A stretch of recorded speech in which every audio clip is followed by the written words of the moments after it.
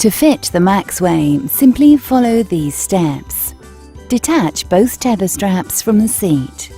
Attach the loop end of the straps to suitable anchorage points in the car. Some cars do not have special brackets like these, so please refer to the product user guide for details on alternative fixing methods for the straps. Check the seat's recline position. The smaller the child, the more reclined the seat must be.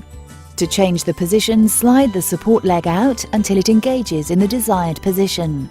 To slide the support leg in, push the two adjuster buttons and pull up the support leg. Place the seat rearward facing in the car. It must not rest against the front seat. Lower the foot prop so that it is within 30 mm of the floor, making sure the straps are not twisted and the tether brackets face forward.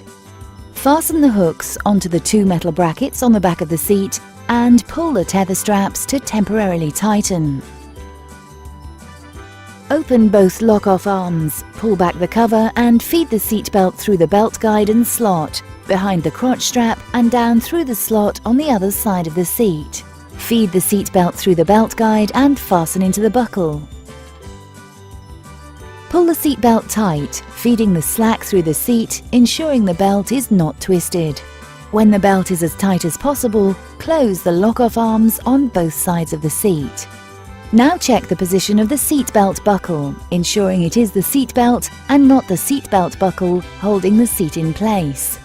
If the seat belt cannot be correctly tightened, try fitting the seat in another seating position in the car. Tighten the tether straps until the foot prop touches the floor.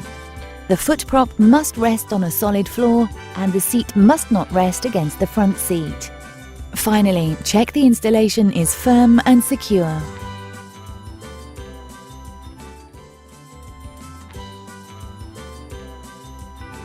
When in use, place your child's arms through the shoulder straps, making sure they are correctly positioned over your child's shoulders. Bring the two buckle tongues together so that they interlock and fasten into the buckle until you hear a click. Adjust the shoulder straps, ensuring there are no twists, and pull the harness tight with the adjuster strap. Double check that the harness is tightened enough so that you can still fit no more than 2 fingers underneath. This will ensure your child is comfortable and secure.